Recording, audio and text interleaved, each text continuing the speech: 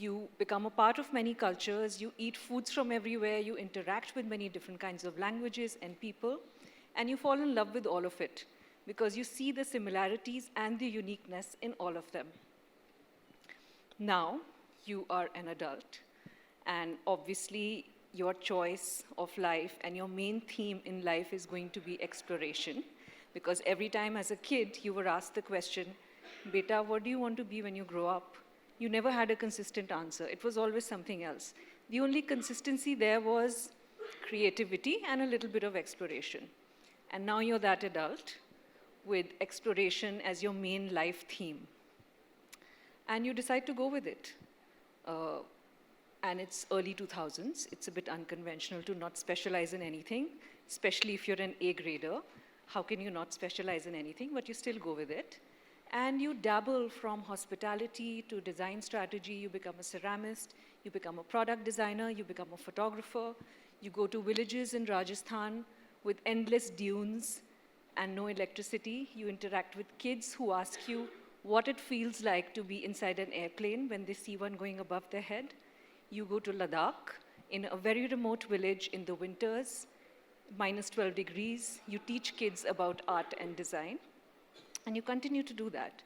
And while all of this, you feel like there is this uncertainty with your very unconventional career choice, but you know that good things will only lead to better things.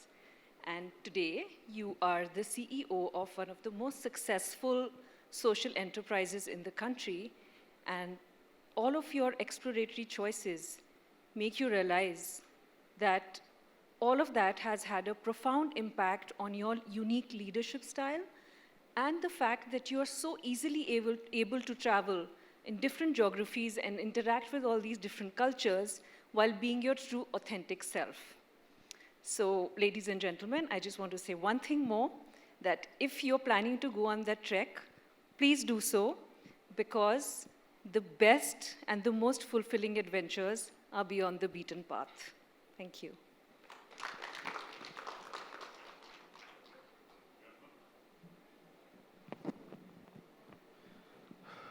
So, Manorath, tell us a little bit about Okhai, your company. So Okhai is a social enterprise that works with artisan communities from across the country. And it's also a marketplace for these artisans where they can sell their products directly to customers through an e-commerce website and a retail store. Today, we have 30,000 artisans associated with Okhai. 30,000, you said? Yes. Oh, so there is great impact, and there is intergenerational impact at this point that we can also see. The children of these artisans have already started joining the businesses and are the people who are taking their parents' business forward by understanding technology, because the older artisans don't understand technology. Mm-hmm. So they are able to actually onboard them onto different D2C platforms and operate very seamlessly from their villages. And commercially, and Okhai facilitates that. And commercially, how is it doing, the business? It's doing very well. Some more details? It's in a few crores. Okay. Yeah. Okay, thank you. You're a social entrepreneur. Yes. What else would you have been if you had not gone through with waking up with the elephant and stuff like that? I think I would have been an architect, but still maybe in the social space, building housing and sustainable buildings. I think, I must congratulate you. I think because I've Can't had some... hear you. I said I must congratulate you. I think it requires a different level of tenacity and resilience to create a social enterprise in whatever form you can. What did you, how did you gravitate towards, social enterprise, as in, pulling up people from, forgotten craft and bring them in? What really pulled you to that? Two things. One, the fact that I grew up everywhere and I interacted with a lot of cultures. While interacting with those cultures and geographies, I also saw and witnessed a lot of craft around me. So it became a part of my growing up years.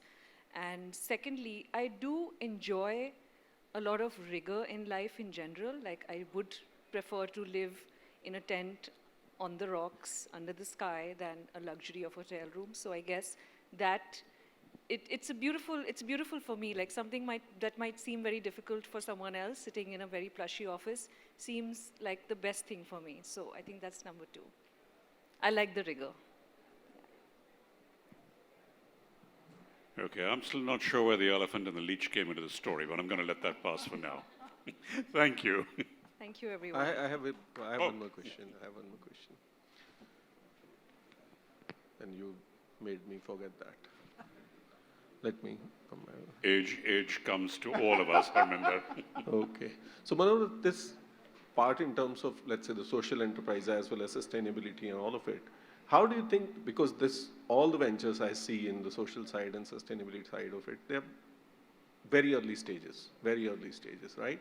And I think somewhere many of us who come from a very different background and never saw these things from this angle, and I would say we have a bias that all this is, even in the larger businesses, like H&M is trying to do something, Zara I can't wants to. hear you very clearly. H&M, Zara, all these people are trying to do something on that, and half the time one feels greenwashing, right? They're trying to just meet some requirements of all of this. Do you think that in our lifetime it's going to become really, really mainstream, right? I mean, that's my. No, we all intent. wish Yeah, so, but it I'm is saying, do my you think wish. it will? It has to be a commitment from everyone. It has to be a commitment from the entire industry. And I think every person in this industry, in this room, has to have a certain level of commitment towards social impact and environmental sustainability in their businesses. And then maybe, yes, we can see some change. Thank you. So I urge everyone to do that. Thank you. Thank you.